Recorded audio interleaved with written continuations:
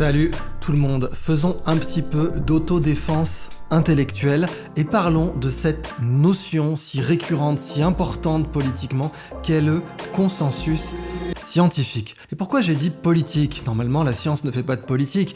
Quelque chose qui est vrai scientifiquement ne se préoccupe pas de l'ère du temps et de ce que la politique a envie de penser ce trimestre, ce triennat ou bien même cette décennie. Et pourtant, le consensus scientifique, ce terme, arrive tout le temps pour justifier des lois, des positions. Et je vous ai souvent cité le cas de Barack Obama qui répète en permanence « The science is clear » avec cette capacité qu'il a apprise, cette méthode de communication, ce côté même paternel. The science is clear, sentez-vous coupable de penser autrement. Et quand the science is clear, là évidemment, pas besoin de vote, pas besoin de décision démocratique, il faut confisquer les terres des paysans néerlandais, il faut limiter la circulation des biens et des personnes, il faut évidemment restreindre la liberté de chacun parce que, au final, the science is clear. Bien, vous l'aurez compris, le terme consensus scientifique, qui d'ailleurs est un oxymore, soyons très très clairs, consensus et scientifique, ça ne va pas ensemble. Le terme consensus, c'est un terme politique. Le consensus est un instrument politique qui est excellent. C'est une bonne chose d'utiliser le consensus en gouvernance collective. Quand vous avez une cité-État qui doit être gouvernée, comme Venise par exemple, ou la République d'Amalfi, ou la République de Pise, c'est très bien qu'il y ait un consensus pour prendre une décision collective. Le consensus en soi n'est pas du tout une mauvaise chose. Par contre, la science, elle se fout du consensus collectif. Si 2 et 2 font 4, vous pouvez avoir un consensus sur le fait que ça fait 5, évidemment, ça ne marchera pas. La science progresse par dissensus. Vous critiquez le passé. Et c'est ça qui est vraiment marquant. C'est-à-dire que certes, vous avez d'un côté la science établie, reproductive, c'est-à-dire celle sur laquelle on a suffisamment de recul, et même celle-là doit être critiquée, puisqu'après tout, la physique newtonienne possédait un très grand recul, et ça ne l'a pas empêché d'être transcendée, pas forcément contredite d'ailleurs, par la physique einsteinienne relativiste. Donc même quand la science est établie entre guillemets depuis longtemps, le dissensus est son mode d'évolution naturelle. Le futur contredit toujours le passé. Prolonger les courbes, prolonger les tendances, ce n'est pas une bonne chose. La grande science s'oppose toujours à la petite science bureaucratique et surtout à la science vraiment établie. De la même façon d'ailleurs qu'on le voit en art, en poésie, les mêmes qui aujourd'hui sont des petits bourgeois établis qui se prétendent baudelairiens auraient été dans leur classe sociale identiquement ceux qui ont condamné Baudelaire à l'époque où le Figaro l'avait accablé à la fin du 19e siècle. Donc, fondamentalement, il faut comprendre que le progrès fonctionne par dissensus, certainement pas par consensus, jamais, et que toutes les grandes théories scientifiques ont été controversées. Bien entendu, la théorie de l'évolution a été controversée, la physique relativiste a été controversée. Encore aujourd'hui, vous avez des gens qui disent qu'Einstein a tout piqué à Poincaré. Si Einstein a piqué quelque chose, c'est plutôt du côté de sa femme qu'il faudrait chercher que du côté de Poincaré. Mais en tout cas, il y a toujours eu des controverses. Par exemple, Einstein devait avoir une chaire au Collège de France, mais déjà la bureaucratie de l'époque avait dit hors de question que ce sulfureux Einstein ait une chaire au Collège de France. Il est parti aux États-Unis, il a bien fait. La science ne progresse pas par consensus. Les 2 plus grands mathématiciens du 19e siècle, j'ai nommé Évariste Galois et Georg Cantor, qui surplanent, qui survolent au-dessus de tous les mathématiciens de ce siècle et de toutes les nationalités, bien entendu. Dans les 2 cas, ils ont été hautement controversés. Évariste Galois a été rejeté de Normal Sup et de Polytechnique, et on a considéré pendant plus de 40 ans que ses travaux ne valaient pas un clou. Il a fallu attendre presque 40 ans après sa mort pour que ses travaux soient réhabilités et qu'on se rende compte à quel point ce type était un génie absolu. Et puis Georg Cantor est simplement mort dans un hôpital psychiatrique parce que ses pairs ne comprenaient pas son travail. Et pourtant, 20 ans, 30 ans plus tard, David Hilbert, un des plus grands mathématiciens du XXe siècle, allait dire « Cantor nous a mis au paradis ». La théorie des ensembles de Cantor est un paradis intellectuel dans lequel Cantor nous a placés. Et là, je vous parle bien sûr des maths. Pourquoi ? Parce que les maths sont une science incontrovertible. Si un théorème est vrai, il est vrai. Vous pouvez avoir un groupe de politiciens ou de scientifiques ou de zététiciens ou de ce que vous voulez qui font une manif pour dire qu'il est faux. Non, le théorème est vrai, point, parce qu'en mathématiques, on démontre. Mais dans beaucoup d'autres sciences, bien entendu, vous pouvez toujours jouer. Et on l'a vu sur le sujet de l'hydroxychloroquine, on l'a vu sur le sujet de l'ivermectine. Je vous le rappelle, un vermifuge pour chevaux. Vous avez des scientifiques prétendument sérieux, disons plutôt des académicards qui ont déclaré ça et qui ont soutenu cette déclaration, les mêmes académicards d'ailleurs qui ont soutenu que le remdesivir fonctionnait, alors qu'on sait aujourd'hui que c'était un produit toxique qui n'avait aucun intérêt dans le Covid. Eh bien, encore une fois, méfiez-vous de ce terme consensus scientifique, parce que ce terme simplement n'a pas d'existence réelle. Le consensus est un instrument politique et la science, elle, procède de démonstration et se fout complètement de la démocratie. La science ne procède que de démonstration, de déduction et certainement pas de consensus. Cependant, la politique a besoin de consensus parce qu'on n'a rien trouvé de mieux. Comme disait Churchill, la démocratie est le moins mauvais système, ou en tout cas le pire système à l'exception de tous les autres. Donc oui, le consensus est le pire système politique à l'exception de tous les autres. Nous sommes embarqués sur la même planète, nous devons trouver des consensus. C'est une ou des consensus si on veut être pédant. C'est une excellente chose.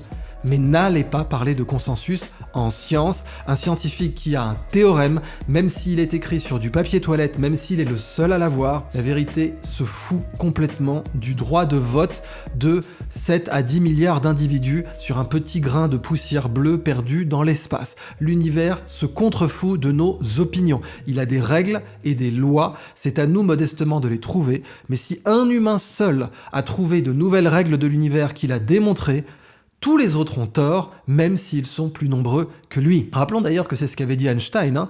Il avait dit, vous savez, je crois 500 personnes ou 2000 personnes ont signé une pétition contre la relativité générale. Einstein avait dit, mais pourquoi 500 S'ils avaient eu raison, eh bien, un seul aurait suffi, et il avait tout à fait raison. Donc, autodéfense intellectuelle, gardez-vous, protégez-vous contre ce faux terme, ce terme fantoche, qui permet de court-circuiter la politique, c'est-à-dire la volonté populaire, qui permet de court-circuiter la démocratie, qui permet de dire « the science is clear », qui est clairement la nouvelle expression du TINA de Margaret Thatcher, « there is no alternative », mais à l'époque, elle parlait pas de science, vous voyez. On a créé ensuite la science, alors la science économique déjà, qui est vraiment une vaste foutaise, où on a créé un prix Nobel d'économie, rappelez-vous, il n'existe pas, c'est le prix de la Banque de Suède en mémoire d'Alfred Nobel. Jamais Nobel n'aurait considéré que l'économie fût une science, jamais il n'aurait créé un prix pour l'économie. Il y a un prix de la Banque de Suède qui a été créé spécifiquement pour pouvoir déclarer comme scientifique des politiques économiques qui sont en fait désastreuses et qui sont même parfois du vol. Je parle notamment de la politique de la dette publique à outrance et de la privatisation des services publics et des biens démocratiquement acquis par les peuples qui ont fait valoir leur expression populaire. Donc, TINA, there is no alternative, the science is clear, c'est cette nouvelle évolution, parce que là, vous n'avez pas envie de critiquer la science, vous n'avez surtout pas envie de vous faire appeler anti-science. Qui a envie de ça? Qui a envie de se faire harceler, dénigrer, tabasser en se faisant appeler anti-science, même quand il est scientifique? Et on l'a vu avec Didier Raoult, qui a été traité de tous les noms, alors que sa science était la plus exacte en matière hospitalière, 30 000 patients soignés. J'attends d'avoir des chiffres comparables, et ce ne sont certainement pas les essais Recovery et Discovery qui pourront s'opposer à cet état de fait. Et bien aujourd'hui, donc, on peut controvertir la science pour obtenir des décisions politiques qui vont spolier les peuples, exactement comme on a utilisé l'économie pour dire « Ah désolé, il n'y a pas d'alternative », eh bien aujourd'hui on va utiliser la science du climat pour vous dire « Il n'y a pas d'alternative, il faut confisquer les terres, il faut empêcher les gens de voyager, il faut créer des passes carbone, il faut créer des éco-watts de l'eau, il faut confiner les gens, réduire leur liberté, confisquer leurs acquis, parce que the science is clear ». Retenez bien ça, le terme consensus scientifique est aussi bidon intellectuellement et philosophiquement et scientifiquement que le terme communauté internationale. D'ailleurs, l'ambassade de Chine s'était bien éclatée à faire un tweet sur la fameuse communauté internationale dont tout le monde parle. Et vous ne voyez évidemment que l'euro-atlantique, c'est-à-dire les États-Unis et leurs vassaux, le Canada et l'Union européenne, et puis après le reste, Los Canzucus, c'est-à-dire l'Australie, la Nouvelle-Zélande, etc. Mais pas plus, et un peu du Japon aussi. Mais c'est tout. La communauté internationale, entre guillemets, ce n'est même pas 1 milliard de personnes. C'est-à-dire ce n'est même pas 1/7 de la population mondiale. C'est ça, la communauté internationale. Et c'est évidemment un scandale. L'Inde est plus nombreuse que la communauté internationale. La Chine est plus nombreuse que la communauté internationale. Donc évidemment, les BRICS sont beaucoup plus nombreux que la communauté internationale. Mais ça donne l'impression, quand il y a une condamnation, en effet, c'est un consensus, ce qui est faux. puisque vous n'avez même pas 1 milliard de personnes sur 7 milliards. Mais ça vous donne l'impression qu'il y a un consensus et que telle personne, tel gouvernant, etc. doit être condamné. Je pense notamment à Bachar al-Assad, à la Syrie, qui a été aujourd'hui réintégré de par son rapport de force dans la Ligue arabe. Mais à l'époque, vous aviez la communauté internationale qui condamnait, qui la Syrie, qui l'Irak, etc. pour créer l'illusion, j'insiste, l'illusion d'un consensus. Donc le terme consensus scientifique est aussi bidon que communauté internationale. Dans les deux cas, il s'agit de créer l'illusion de ce qu'il n'y a pas d'alternative, de ce que le bien a été séparé du mal et que bien entendu vous devez être dans le camp du bien. Rappelez-vous d'ailleurs du temps de George Bush fils, l'axe du bien, the axis of good, puis vous aviez the axis of evil en face. La communauté internationale, c'est le même baratin. Alors pourquoi c'est un problème? Bon, d'abord parce que ça empêche les gens de réfléchir, ça permet de confisquer leur liberté, de confisquer leurs acquis, de confisquer parfois même leurs biens publics, avec des confiscations de terres, on le voit encore une fois dans les Pays-Bas, qui sont scandaleuses, iniques et absolument abominables. Mais au-delà de ça, ça cache les vrais problèmes. Prenons le cas du climat par exemple. Le consensus scientifique, on vous dira que c'est le GIEC. Bon, le GIEC a tout un tas de problèmes, à commencer par le fait que c'est une bureaucratie qui touche d'autant plus d'argent qu'elle est alarmiste. Et oui, un simple problème. Imaginons même que tous les membres du GIEC fussent honnêtes et de bonne foi. Je n'y crois pas une seule seconde, mais imaginons-le. Eh bien, même s'ils étaient de bonne foi, tous, du plus petit au plus grand, du plus important, du plus puissant, du plus proche de Klaus Schwab au moins proche, eh bien, vous auriez le problème fondamental qu'en tant que bureaucratie, cette organisation va toucher plus de financement si elle déclare que tout va mal. Elle va toucher plus de financement si elle vous dit « le monde va finir dans 5 ans ». Et combien de ces prédictions on a vu? Que ce soit des prédictions dans les années 70 qui disaient qu'on allait tous mourir après l'an 2000, que ce soit des prédictions de Greta Thunberg ou relayées par Greta Thunberg qui disait il y a 7 ans que nous n'avions plus que 5 ans à vivre, et oui, elle a dit ça. Cet alarmisme, en fait, permet de confisquer de l'argent public, de confisquer de l'argent des impôts pour financer des restrictions de liberté publique qui vont être étayées par des rapports, mais qui seront des restrictions de liberté publique. Or, ça ne signifie pas qu'il n'y a pas des menaces climatique. Et ça, c'est un vrai sujet sur lequel les climatologues travaillent pour de vrai. Exactement comme il y a d'ailleurs des menaces astronomiques. Et les menaces astronomiques ne sont pas forcément d'origine humaine, mais ça reste des menaces. Si vous avez un astéroïde qui se dirige droit vers la Terre, vous vous en foutez, que ce soit d'origine humaine ou pas. Spoiler, ça ne l'est pas. Mais vous vous en foutez, parce que l'humanité est menacée de la même façon. Vous avez des risques climatiques, les assureurs les connaissent bien. Et au-delà des assureurs, les géopolitologues et les géologues savent très bien qu'il existe de macro-risques climatiques absolument colossaux. Vous prenez par exemple les supervolcans, certes c'est géologique, mais ça aurait des conséquences climatiques, puisque vous avez du soufre et du CO2 qui sont libérés dans l'atmosphère en immense quantité et qui peuvent là pour le coup perturber le climat durablement et nous ramener à l'ère glaciaire. D'ailleurs, à l'extinction des dinosaures, la raison pour laquelle le monde qui nous entoure a autant d'angiospermes, de plantes à fleurs, c'est parce que les plantes à fleurs, angiospermes, ça veut dire qu'il y a une graine dans un coffre, eh bien les angiospermes avaient des graines qui pouvaient survivre 5000 ans, 15 000 ans, et c'est parce qu'elles ont pu survivre 5000, 15 000 ans qu'aujourd'hui nous avons beaucoup plus de plantes à fleurs. Quand il y avait l'hiver post-astéroïde, après l'impact d'astéroïdes qui a contribué à pas éteindre les dinosaures, vous savez qu'ils ont évolué pour être les oiseaux. Les oiseaux sont des dinosaures aviaires, c'est pour ça qu'on parle de dinosaures non aviaires pour l'extinction. Eh bien, ce qui fait que le monde post-astéroïde a autant d'angiospermes, c'est parce que ces plantes à graines pouvaient survivre beaucoup plus facilement. Mais ce n'était pas quelque chose de prévisible. Donc vous avez de macro-risques réels. Le supervolcan de Vésuve, par exemple, le supervolcan de Yellowstone, qui rayerait les États-Unis de la carte s'il entrait en éruption, mais qui, d'un point de vue climatique, provoquerait une ère glaciaire s'il entrait en éruption ailleurs qu'en Amérique du Nord. Vous auriez une ère glaciaire totale. Et puis vous n'avez pas que ça, comme vrai risque climatique sérieux. On parle de réchauffement, mais vous avez des risques bien plus graves que le réchauffement. Vous avez une nouvelle ère glaciaire. Ça, d'abord, en termes d'oscillation climatique, la précession des équinoxes d'une part, mais aussi simplement la possibilité que le Gulf Stream fût éteint. Alors c'est plus seulement le Gulf Stream, c'est toute la circulation thermo-haline, donc qui, comme son nom l'indique, est formé par la formation des icebergs. Quand un iceberg se forme, il est dessalé, l'eau de mer salée, froide, va se retrouver au fond, va créer une pompe thermo-haline, donc thermos la température et halos le sel. Et cette grande circulation thermo-haline, en fait, elle recouvre le monde entier. Et si elle est perturbée, vous avez des espaces géographiques entiers qui vont être détruits économiquement. Et oui, si la France peut faire du vin, du champagne avec ses latitudes, qui sont pourtant comparables à celles du Québec, qui ne fait pas de vin et de champagne, sauf du vin de glace, justement, ou du cidre de glace, là aussi justement, eh bien c'est parce que nous avons cette pompe thermohaline. Si jamais elle venait à s'enrayer, alors certes, d'après les climatologues, ça prendrait 1000 à 5000 ans, on n'est pas encore très sûr de cela, les nouvelles données tombent, mais si elle venait à s'enrayer, c'est bien pire qu'un réchauffement climatique que vous verriez, ce serait une ère glaciaire. Avec en plus de ça, du coup, une baisse des niveaux des océans, vous allez dire c'est génial. Non, pas du tout. Toutes les villes qui sont au bord de la mer devraient migrer, devraient se déplacer, ce serait une catastrophe. Et puis surtout, vous auriez un mouvement de migration de masse du nord vers le sud. Et oui, si vous avez une nouvelle ère glaciaire, vous allez avoir un mouvement de migration de masse absolue de l'Europe vers l'Afrique. Ça nous paraît surprenant, mais c'est ce qui nous attend si on a une nouvelle ère glaciaire. Alors a priori, c'est pas pour dans 10 ans, vous en faites pas. Mais tout ça est pour dire que cette bullshit du consensus scientifique, d'abord, elle va dégoûter le public de la science, bon, la vraie, pas la fausse, mais elle va dégoûter le public de la parole scientifique, parce qu'ils vont dire, attendez, vous nous aviez dit en 1970 qu'il n'y aurait plus de glaciers, vous nous aviez dit que le niveau de la mer aurait monté de 30 ou de 40 cm. Oui, certains disaient ça dans les années 70. Vous nous aviez dit que, on aurait tant de degrés en plus, ou même qu'on allait tous mourir dans 5 ans, il y a 6 ans. Encore une fois, ce qui a été popularisé par Greta Thunberg. Donc déjà, ça va décrédibiliser la parole scientifique, la vraie.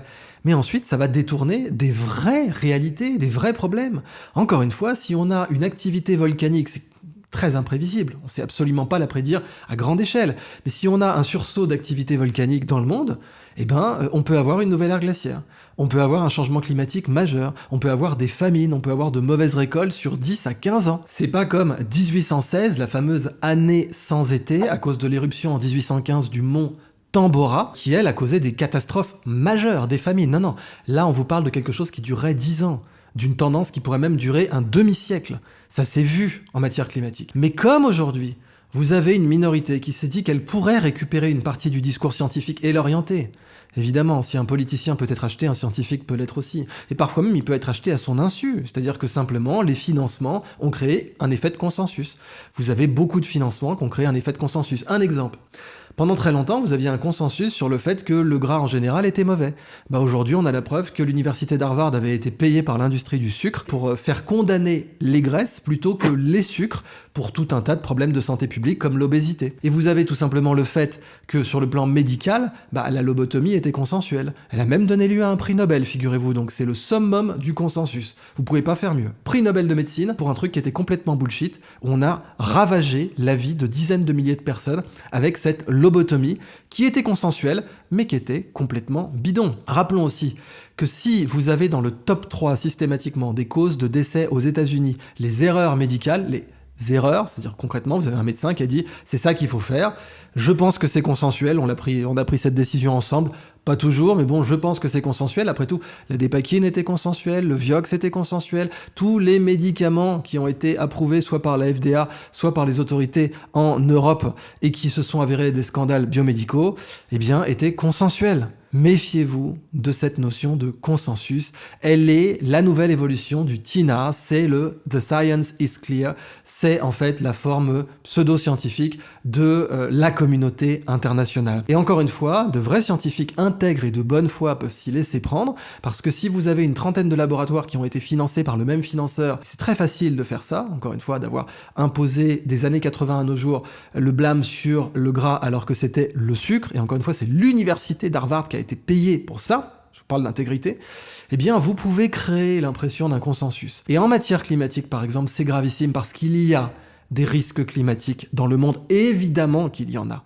Il y a des risques naturels et il y a des risques peut-être d'origine humaine, oui, très certainement qu'il y en a. Mais par exemple, une nouvelle ère glaciaire, ça peut être un risque d'origine humaine si, en effet, le passage du nord-ouest est en train de s'ouvrir, vous avez la route polaire qui est en train de s'ouvrir, si c'est le cas, et ça on va le constater simplement par le flux de porte-conteneurs de la Chine vers l'Europe qui passeront vers le nord, si c'est le cas, en effet, ça veut dire que le Gulf Stream pourrait être menacé. Et ça veut dire que tous les chantres qui vous ont parlé du réchauffement climatique pourraient en fait devoir vous expliquer 30 ans plus tard, bon, le Gulf Stream, encore une fois, c'est pas 30 ans, mais pourraient devoir vous expliquer que, en fait, l'Europe risque une nouvelle ère glaciaire. Ce qui est encore une fois un scénario très très plausible. C'est simplement la durée et la période qu'on ne connaît pas. Et pour bien comprendre ça, quand vous avez des gens qui vous disent nos modèles sont clairs, le climat ira dans telle direction dans 5 ans. Alors là, tout de suite, je vous le dis, on vous ment. On ne sait même pas prédire un double pendule aujourd'hui. Vous prenez un pendule, vous lui attachez un autre pendule, on ne sait pas prédire ce système-là. On ne sait pas le prédire. Ça fait des siècles qu'on ne sait pas résoudre les équations différentielles du double pendule. Alors allez me résoudre les équations différentielles qui régissent le climat. C'est du flan. Tous les modèles qui vous font des prédictions et qui disent "there is no alternative, the science is clear" sont des modèles qui ont été faits sous hypothèse, avec plein de formes d'hypothèses. Du point de vue de la théorie du chaos d'une part, mais aussi des hypothèses du point de vue des tendances. Les humains vont continuer comme ça, tel paramètre va continuer de cette manière. Et ces hypothèses, comme je vous le dis souvent, ne sont jamais déclarées. Donc en résumé, défendez-vous intellectuellement. La science n'a rien à faire du consensus. Toutes les grandes découvertes scientifiques ont été des dissensus. Alors évidemment, vous avez des machines un peu pédantes, c'est des gens qui en général n'ont pas d'intellect, alors ils aiment bien répéter des comportements conditionnés, et ils vont vous parler par exemple du point Galilée, si vous osez rappeler que la science, dans son ensemble, est dissensuelle. Et ils oublient, parce que ces gens-là n'ont pas de culture, que le cas Galilée, qui est cité parce qu'il est le plus connu, n'est qu'en fait un exemple parmi une interminable série de progressions scientifiques qui étaient des dissensus. Comme par exemple la théorie du Big Bang, comme la théorie de l'évolution, comme la théorie germinale des maladies avec Pasteur, dont tous ses pairs se foutaient de la gueule. Et puis comme Semmelweis, quand il a dit simplement que ce serait pas mal de se laver les mains après avoir tripoté des cadavres et d'accoucher des femmes ensuite. Et ben lui aussi, je rappelle qu'il est mort dans un hôpital psychiatrique parce que ces abrutis de pairs, l'ont détruit, ont bousillé sa carrière. Dissensus, dissensus, dissensus, dissensus. Répétez ce mot, apprenez ces exemples. La théorie du Big Bang, la théorie de la relativité générale, Semmelweis, la théorie germinale des maladies. Apprenez tous ces exemples, parce qu'ils vont vous permettre de plaider quand on essaiera de vous faire cette clé de bras. The science is clear.